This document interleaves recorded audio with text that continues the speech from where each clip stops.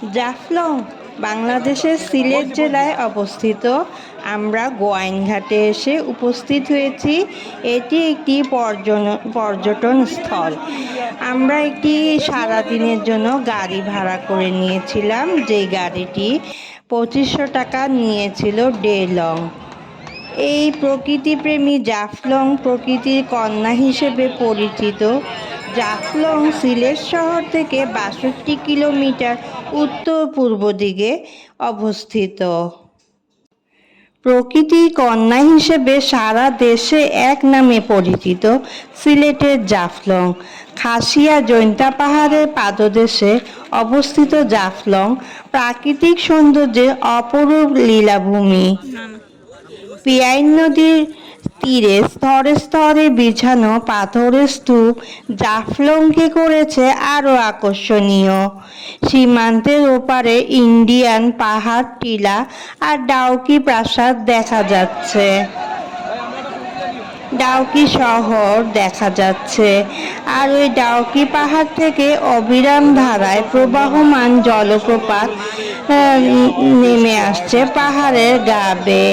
আমরা ছুটে চলেছি যেখানে মানুষের জনস্রোত সেখান দিয়েই, এবং অনেক সিঁড়ি ছিল। সেই সিঁড়িগুলো স্তরে স্তরে পার হয়ে পাথরের উপর সাবধানে পা ফেলে আমরা যখন জাফলং নদীর কাছে এসে পৌঁছালাম, সেখানে এসে দেখি অসংখ্য মানুষ। এত প্রখর রোদ ছিল যে আমি ক্যামেরাটা বার করে যে কিছু ভিডিও করব সেটাও মন চাচ্ছিল না। এখানে অসংখ্য মানুষের কোলাহল, পানি একদম ঘোলা করে রেখেছিল। সৌন্দর্যটা অনেকটাই কমে গিয়েছিল, মরে গিয়েছিল। আমরা যদি নৌকা ভাড়া করে আরো দূরে ঝর্ণার কাছে চলে যেতাম হয়তো ভালো লাগতে পারত। আসলে সিলেটের সাদা পাথরটাই আমার সবচেয়ে বেশি ভালো লেগেছিল। এখানে জাফলংয়ের ঘোলা পানি দেখে আমি খুবই মর্মাহত হয়েছি, কারণ এখানে আসতে হলে অনেকটা পথ পাড়ি দিয়ে আসতে হয়। উঁচু থেকে এখানে নিচে নেমে আসতে হয়। যারা একটু আরো বয়স্ক তাদের পক্ষে তো সম্ভবই না। এটা মাথায় রেখেই এই জাফলংয়ে আসতে হবে। অনেক 365টা সিঁড়ি ছিল। সেই সিঁড়ি বেয়ে আমরা নেমে পাথরের মধ্যে দিয়ে হেঁটে হেঁটে পানির কাছে গিয়েছিলাম। সেই পানি অনেক দূরে ছিল।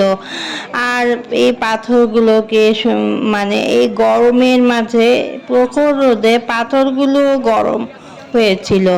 এগুলোর মাঝ দিয়ে হেঁটে হেঁটে আমরা যখন পানির কাছে পৌঁছলাম, তো পানির রং দেখে একটু আমাদের মন খারাপ হয়ে গিয়েছিল।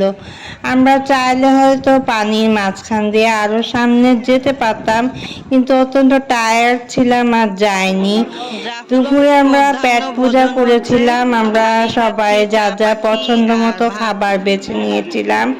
আমি চা পাখি নিয়েছিলাম, আর এখানে লকারও ছিল। এই লকার কতটুকু সেফটি তা জানি না, তারপরও লকারের ছবি তুলে নিলাম। এখানে জাফলং জিরো পয়েন্টের একটু ভিডিও করে নিয়েছিলাম।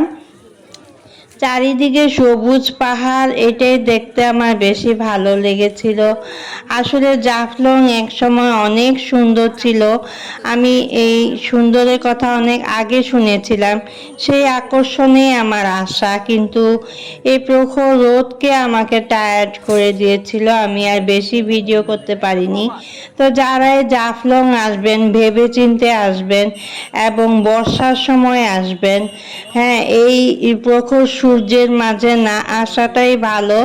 অনেকেই দেখছি অসুস্থ হয়ে যাচ্ছিল।